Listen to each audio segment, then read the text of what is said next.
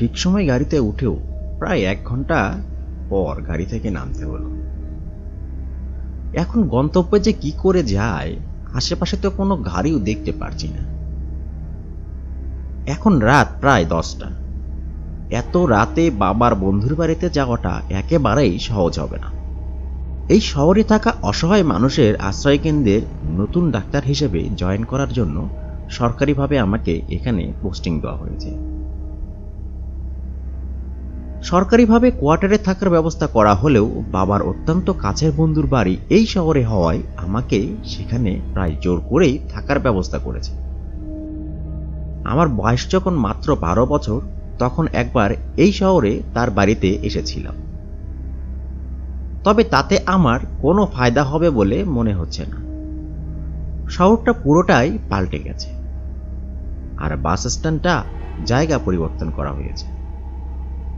তাই তার বাড়ি খোঁজার জন্য বাবাকে ফোন দেওয়া ছাড়া আর কোনো উপায় দেখছি না। তাড়াহুড়োতে ঠিকানাটা লিখে নিব সেটাও সম্ভব হয়ে ওঠেনি। বাবা, তোমার বন্ধুর বাড়ির ঠিকানাটা একটু বলে দাও প্লিজ। তাড়াহুড়োতে তোমার কাছ থেকে নিতে ভুলে গিয়েছিলাম। ভেবেছিলাম আগে তো একবার এসেছি, হয়তো সব চিনে ফেলব, কিন্তু এখানে এসে দেখছি সবকিছু কেমন জানি পাল্টে গেছে। এটা তো তোমার ছোটবেলার অভ্যাস। কোথাও বেড়ানোর সময় তাড়াহুড়োতে কিছু না কিছু তো রেখে যাবে। ঠিক আছে, আমি আমার বন্ধুর নাম ও ঠিকানা তোমার মোবাইলে পাঠিয়ে দিচ্ছি। ওকে বাবা, তোমাকে অনেক অনেক ধন্যবাদ। ছোটবেলার অভ্যাসটা এখনো ছাড়তে পারি, তাই এখনো বাবার কাছে বকুনি খেতে হবে। যখন আঙ্কেলের ওখানে এসেছিলাম তখন তার মেয়ে শোভা ও তার ছেলে মঈন এর সঙ্গে অনেকটা সময় খেলাধুলা ও গল্প করে পার হয়ে গেছে। এখন হয়তো তারা বড় হয়ে গেছে আর হয়তো আমাকে চিনতেও পারবে না। বাবা ঠিকানাটা পাঠিয়ে দিয়েছে, সামনে যেয়ে ঠিকানাটা খুঁজে বের করতে হবে।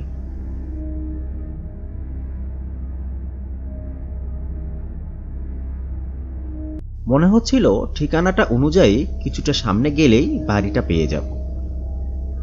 চায়ের দোকানটার কাছে যেতেই, এই যে শুনছেন, আমাকে বলছেন? এখানে তো আপনাকে ছাড়া আর কাউকে দেখতে পাচ্ছি না। এই এলাকায় নতুন আসলেন বুঝি? জি, এইমাত্র গাড়ি থেকে নামলাম। ইঞ্জিনিয়ার নিয়াজ সাহেবের বাড়িতে যাব। বলতে পারেন বাড়িটা কোথায়? আমাদের নিয়াদ ইঞ্জিনিয়ার? ওর বাড়ি তো এখান থেকে পায়ে হেঁটে গেলে প্রায় আধা ঘন্টার পথ। আর যদি পাশের আশ্রয়কেন্দ্রের পথ দিয়ে যান তাহলে মাত্র 10 মিনিটে পৌঁছে যাবেন। এত রাতে কোনো রিক্সা অটো পাবেন বলে মনে হচ্ছে না। অনেক ধন্যবাদ। আমি আশ্রয়কেন্দ্রের পথ দিয়ে চলে যাব, তাহলে তাড়াতাড়ি পৌঁছে যাব। কিন্তু এত রাতে ওই পথ দিয়ে না যাওয়াই ভালো, কারণ রাত 10টার পর গত 6 মাসে যতবার ওই পথ দিয়ে যারা গেছে তাদের কেউ আর বেঁচে ফিরতে পারে। কি বলছেন এসব? ঠিক বলছি, গত 6 মাসে প্রায় 10 জন মানুষ ওই রাস্তা দিয়ে যাওয়ার সময় নিখোঁজ হয়েছে। তাদের কাউকে আর খুঁজে পাওয়া যায়। শুনেছি ওই রাস্তার পাশে ঝোপের জায়গাটা ভালো না, তাই সেখানে রাতে কেউ একা যায় না। তার কথাগুলো শুনে আমার একটু ভয় করছিল। এটা কিভাবে সম্ভব? কারণ আমি যখন এসেছিলাম তখন তো ওখানে একটা আশ্রয় কেন্দ্র ছিল, আর তার দেখাশোনা করতেন আঙ্কেল নিজেই। এখন অবশ্য তা সরকারি হয়ে গেছে। আর যে ঝোপের কথা বলছেন তা তো আঙ্কেল নিজেই তৈরি করেছিলেন, বাগানের মতো বিশেষ একটি ডিজাইন করে, যেখানে বাইরে থেকে মনে হবে ঝোপ, কিন্তু ভিতরে একেবারে মনোরম পরিবেশ। কি ভাবছেন? চলুন আমিও ওই পথ দিয়েই যাব। দুজন একসাথে গেলে এখনো কারো কোনো ক্ষতি হয়নি। কোনো কথা না বাড়িয়ে তার সাথে হাঁটা শুরু করলাম। আর একটু পরে দেখতে পেলাম রাস্তার পাশে সেই ঝোপ, যেটা দেখতে সত্যি অনেকটা ভয়ঙ্কর। আর কাছে যেতেই পুরো শরীরটা একেবারে ভয়ে কেঁপে উঠতে লাগলো। কিছু বুঝতে না দিয়ে সামনে এগোতে থাকলাম। আশ্রয় কেন্দ্রটা সরকারি হওয়ার পর তা এখন সেখান থেকে কিছুটা দূরে নতুন ভবনে স্থাপন করা হয়েছে।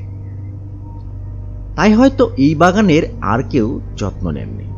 আঙ্কেল, এই ঝোপটা প্রথম থেকে কি এরকম ছিল নাকি? এখানে দাঁড়িয়ে কথা বলা একেবারে বিপজ্জনক। সামনে যেয়ে কথা বলবো।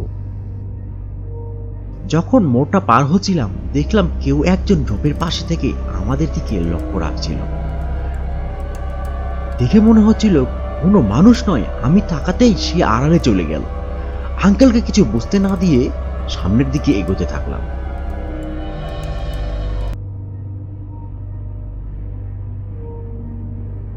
এখানে থামলেন যে? আপনি যেখানে যাবেন এইটাই সেই নিয়াজ ইঞ্জিনিয়ারের বাড়ি। তবে সাবধান, লোকে বলে এই বাড়িতে নাকি। থেমে গেলেন যে? না, কিছু না। আপনি বললেন না ওই ঝোপটা আগে থেকে এরকম কিনা? হ্যাঁ, এই ঝোপটা আগে ঝোপ ছিল না, একটা রহস্যময় বাগান ছিল। পাশের আশ্রয় কেন্দ্রের জন্য যা এই ইঞ্জিনিয়ার নিয়াজ তৈরি করেছিলেন, সকলকে আনন্দ দেওয়ার জন্য। কিন্তু আশ্রয় কেন্দ্রটি সরকারি জমিতে যাওয়ার কিছুদিনের মধ্যেই একটি মেয়ে রহস্যজনকভাবে সেখান থেকে উধাও হয়ে যায়। পরে মেয়েটির লাশ পাওয়া যায় ওই বাগানটির ভিতরে। কে বা কারা তাকে হত্যা করেছে তা কেউ এখনো বের করতে পারে। সবাই মনে করে তাকে কোনো মানুষ হত্যা করে। আর যে 10 জন ওখান থেকে নিখোঁজ হয়েছে তাদেরও এখনো কোনো খোঁজ মিলেনি। হয়তো তাদের অবস্থাটাও সেরকম হয়েছে যা কোনো মানুষ করেনি হয়তো। সাবধানে থাকবেন। বাড়ির দরজাটা মনে হলো কিছুটা খোলা রয়েছে, তাই কোনো কিছু না ভেবেই ভেতরে যাবো ভেবে সামনের দিকে পা দিতেই আপনি তো আমার বাবার বন্ধুর ছেলে, তাই না? আচমকা কোনো মানুষের কথা শুনে একটু ভয় পেয়ে গেলাম। হ্যাঁ, আমি নিয়াজ আঙ্কেলের বন্ধুর ছেলে। আপনি এখানে কিভাবে এলেন? একটু আগেও তো আমি আপনাকে দেখতে পাইনি। আমি আপনার পাশেই ছিলাম, আপনি দেখতে পাননি। আপনি ওই বুড়ো আঙ্কেলের সাথে গল্পে মনোযোগ থাকায় দেখতে পান। লোকটির কথায় আমার ভয় আরো বেড়ে গেল। আমি নিশ্চিত গল্পের সময় আমি কাউকে দেখতে পাইনি, কেউ আমাদের পাশে ছিল না। তাহলে কি চায়ের দোকানের আঙ্কেল যেটি বলল তাই? ভেতরে যান, আপনি ঠিক বাড়িতে এসেছেন।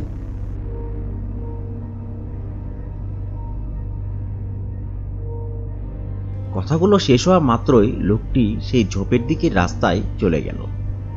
আমি কথা না বাড়িয়ে বাড়ির ভিতরে চলে গেলাম।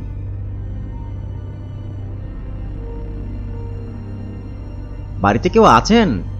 তুমি এসেছো? তোমার আসতে এত দেরি হলো যে? আর তোমাকে আনতে তো মইনকে পাঠিয়েছিলাম। আসলে গাড়িটা আসতে প্রায় 1 ঘন্টা দেরি করেছে, তাই সময় মতো বাস স্ট্যান্ডে পৌঁছতে পারিনি। আর রাস্তায় কোনো রিক্সা বা অটো না থাকায় এক আঙ্কেলের সহযোগিতায় এসে পৌঁছেছি। এই ছেলেটাকে নিয়ে পারি না। ওকে বলেছিলাম গাড়ি আসতে দেরি হতে পারে, তুই ওখানে ওয়েট করিস, কিন্তু দেখো তার কোনো খবর নেই। তোমাকে কষ্ট করে হেঁটে আসতে হলো। আমার আসতে কোনো সমস্যা হয়নি। আমাকে একজন মধ্যবয়সী মানুষ এখানে আসতে সাহায্য করেছেন। সবই ওপরওয়ালার ইচ্ছা, তিনি একটা পথ বের করেই দেন। অনেকটা পথ এসেছো, এবার একটু বিশ্রাম নিয়ে নাও। পাশে তোমার জন্য ঘর রেডি করা আছে। জি।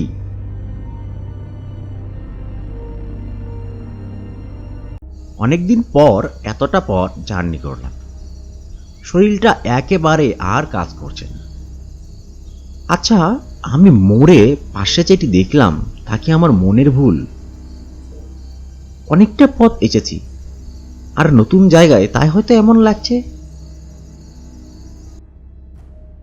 সকালবেলা বাড়ির পাশে অনেক লোকের গলার আওয়াজে ঘুম ভেঙে গেল। তুমি উঠেছো? জি। রাতে ঘুমাতে কোনো সমস্যা হয়নি তো? আমার নতুন জায়গাতে ঘুমানোর অভ্যাস আছে, তাই কোনো ধরনের সমস্যা হয়নি। পাশে অনেক লোকের আওয়াজ শুনতে পারছি, কোনো সমস্যা হয়েছে কি? আর বলো না বাবা, কি যে হচ্ছে এসব। গতকাল তোমরা যখন এই রাস্তা দিয়ে আসছিলে তার কিছু সময় আগে একটি ছেলে রাস্তা দিয়ে আসার সময় নিখোঁজ হয়েছে। তাকে আর কোথাও খুঁজে পাওয়া যাচ্ছে না। তার মানে চায়ের দোকানের ভদ্রলোকটি যা বলেছিল তা সত্যি? এ নিয়ে 11 জন হলো। যারা নিখোঁজ হয়েছে তাদের কি কোনো ধরনের খোঁজ মিলেনি? না, তাদেরকে আর খুঁজে পাওয়া যায়নি। সবাই বলে ওই মোড়টাতে নাকি কিছু একটা আছে যাকে কেউ চোখে দেখতে পায়নি, আর সেই নাকি এসব করছে। রাত 10টার পর আর কেউ ওই রাস্তা দিয়ে যায় না। এসব কি সত্যি? হ্যাঁ, তবে তুমি ভয় পেও না। আঙ্কেল, সুবাকে দেখছি না, ওর কি বিয়ে হয়ে গেছে? কথাটা বলতেই তার মুখের হাসি মলিন হয়ে গেল, আর আমার কথার কোনো উত্তর তিনি দিলেন না। কাল মঈন অনেক রাতে বাড়ি ফিরেছে, ওকে ডেকে না দিলে আজকেও অফিস মিস করবে। কথাটা বলেই উনি চলে গেলেন। বুঝলাম তার মনে কিছু একটা রয়েছে, যা তিনি আমার কাছে প্রকাশ করতে চাইলেন না। আমি তাকে কিছু না বলে আশ্রয়কেন্দ্রে যাওয়ার জন্য বেরিয়ে পড়লাম। স্যার, আপনি এসেছেন? আপনার জন্যই আমি অপেক্ষা করছিলাম। আপনি রবিদা, তাই না? আপনার কথা আমাকে ডিপার্টমেন্ট হেড আগেই বলেছেন। এখানে তো সকাল 9টা থেকে 12টা আর বিকেল 5টা থেকে রাত্রি 9টা পর্যন্ত রোগী দেখা হয়, তাই না? জি। ঠিক আছে, আমি ভিজিটে যাব, রেডি করুন।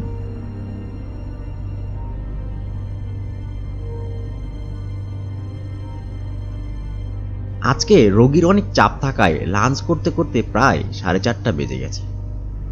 কোনোভাবে যে একটু ব্রেক নেব তার কোনো উপায় ছিল না। রবিদা, আজ আর বাড়ি যাব না, একেবারে ডিউটি শেষ করে যাব। ঘড়িতে এখন প্রায় 10টা। রোগী দেখা মাত্র শেষ হলো। অনেক দিন কোনো ডাক্তার এই আশ্রয় কেন্দ্রে না থাকায় প্রায় সব রোগী সহ বাইরে থেকে অনেক রোগী এখানে এসে ভিড় করেছে। আমার অনেকটা ভালো লাগে যখন দেখি অসহায় মানুষগুলো আমার কথাগুলো শুনে মনে অনেকটা শক্তি পায়। স্যার, এখন ঘড়িতে প্রায় 10টা বেজে গেছে, আজ আর বাড়ি যাবেন না? কেন, 10টা তো বেশি রাত নয়, আমি বাড়ি যেতে পারবো। আসলে স্যার, আপনার আগে দুজন ডাক্তার 10টার পর এখান থেকে বাড়ি ফিরতে চেয়েছিলেন, কিন্তু পরে তাদের আর খুঁজে পাওয়া যায়নি। আজ বরং এখানেই থেকে যান। আপনি কি আমাকে ভয় দেখাচ্ছেন? আমি কিন্তু ভয় পাই না। আমি গেলাম। আমি আপনার সাথে যাচ্ছি। ধন্যবাদ। সারাদিন অনেক খাটনি গেছে আপনার ওপর, বিশ্রাম করুন, আমার কিচ্ছু হবে না। সারাদিনের খাটুনির পর বাড়ি ফেরার জন্য অন্য পথটা বেছে নেব তা মাথায় আসলেও কেন জানি অজান্তেই সেই পুরাতন আশ্রয়কেন্দ্রের মোড়ের পথ ধরেই এগোতে থাকলাম। যখন বুঝলাম আমি সেই মোড়ের কাছে এসে গেছি, তখন সবকিছু হাতের বাইরে চলে গেছে। দেখলাম একজন ভয়ঙ্কর ছায়া। কে কে তুমি? কোনো উত্তর পেলাম না। এতক্ষণে আমার বুকটা ভয়ে কেঁপে উঠেছে, আর শরীরের প্রতিটা লোমকণা যেন একেবারে শিউরে উঠেছে। নিজেকে সংযত করে ঘুরতেই দেখলাম একজন ভয়ঙ্কর চেহারার মানুষ। তোর খুব জানার ইচ্ছা আমি কে? এবার বুঝবি আমি কে। আমাকে ছেড়ে দাও, আমি তোমার কোনো ক্ষতি করিনি। তাহলে আমার বোনের নাম তুই কেন মুখে নিলি? তুইও তাহলে ওদের সঙ্গে। এবার তোর পালা। আমি কিছু করিনি, আমাকে ছেড়ে দাও। আ যখন চোখ খুললাম তখন দেখলাম আমি আঙ্কেলের বাড়িতে নিজের ঘরে শুয়ে আছি। আমি এখানে কি করে? আমাকে তো রবি আমাকে ফোন করায় সময় মতো আমি সেখানে পৌঁছে যাই আর তোমাকে উদ্ধার করি। ও এখানে কিভাবে? ওই তো আমাকে। ও আমার ছেলে মঈন, যার সাথে তুমি আর আমার মেয়ে সুভা ছোটবেলায় খেলা করছিলে। কিন্তু ও তো, তাহলে কি আপনিও এই নিখোঁজগুলোর সাথে? তোমার ভাবাটাই স্বাভাবিক, কিন্তু তা সত্যি নয়। এ পর্যন্ত যতগুলো মানুষ নিখোঁজ হয়েছে তার পেছনে দায়ী একজনই। তার মানে ওর কাজগুলোকে আপনি প্রশ্রয় দিচ্ছেন? আমি এখনই পুলিশকে ফোন করছি। দাঁড়াও, ও যা করছে তা ও নিজে থেকে করছে না। ও ডিসোসিয়েটিভ আইডেন্টিটি ডিসঅর্ডারে ভুগছে। এটি এমন একটি অবস্থা যা দুটি স্বতন্ত্র ব্যক্তিত্বকে নিজেকে প্রকাশ করে। ও অত্যন্ত সহজ সরল একটি ছেলে। দিনে যখন ও কাজে যায় সেখানে সবাই তাকে অত্যন্ত ভালোবাসে, তার সহজ সরল মনোভাব ও সততার জন্য। কিন্তু যখনই রাত হয় তখনই সে নির্দিষ্ট কিছু লোককে তার শিকার বানিয়ে নেয়। যখন তার ওষুধগুলো আর কাজ করে না। হ্যাঁ, এই বিষয়টা আমি জানি, আর এর উপরেই আমি গবেষণা করছি। কিন্তু এ ধরনের কেসে সাধারণত কোনো ধরনের শক বা বিশেষ কোনো ঘটনা থেকে এই সমস্যার সৃষ্টি হয়। ওর ক্ষেত্রে কি ঘটেছিল? তুমি বলেছিলে না সুবা কোথায়? একদিন রাত 10টার সময় মঈন সুবাকে নিয়ে বাড়ি ফিরছিল, কিন্তু যখনই সে মোড়ের কাছে আসে তখন কিছু ছেলে সুবাকে ওরা ওকে গাছের সাথে বেঁধে রেখেছিল। পরে আমরা সকালে ওকে উদ্ধার করি, কিন্তু সুবাকে আর বাঁচাতে পারি। এরপর থেকেই যখনই খারাপ মানুষগুলোকে দেখে তখনই সে তাদের উপর প্রতিশোধ নিতে শুরু করে। কিন্তু আমি অনেক চেষ্টা করে তাদের বাঁচাতে পারিনি। অবশ্য আমি অনেক ডাক্তারকেও দেখিয়েছি, কিন্তু সবাই বলে এটা একেবারে সুস্থ হবার না। অনেক নিয়ম মেনে চললেই তবেই সে সুস্থ হতে পারে। আমি এই বিষয়ের উপর উন্নত শিক্ষা অর্জন করেছি। আশা করছি আমার গবেষণা অনুযায়ী ওর চিকিৎসা করলে সে ভালো হয়ে যাবে। তোমার কথাটা যেন সত্যি হয়, তাহলে আমার এ জীবনে এটাই হবে সবচেয়ে বড় পাওয়া। কিন্তু সে আমাকে অ্যাটাক করলো কেন? আমি তো কিছু করিনি। আর বাকি লোকদের সে কি করেছে? আমি নিজেও জানি না সে তাদের সাথে কি করেছে। আমি বলছি, সকালে আমার বোন সুভার নাম নিয়েছিলে, আর তাতে আমার মনে হয়েছে তুমিও তাদের সাথে ছিলে। আর বাকিদের কথা, তারা ছিল একেবারে খারাপ লোক, যারা বেশিরভাগ সময় নেশা আর মানুষের ক্ষতি করত। আর তাদেরই বেছে বেছে আমি শাস্তি দিয়েছি। ওদের নিয়ে যেয়ে পুরাতন আশ্রয়কেন্দ্রের পাশেই মাটি চাপা দিয়ে দিয়েছি। দেখলাম যখন সে কথা বলছে তখন তার মধ্যে অন্য এক মহিলা যে এই কাজগুলো করে।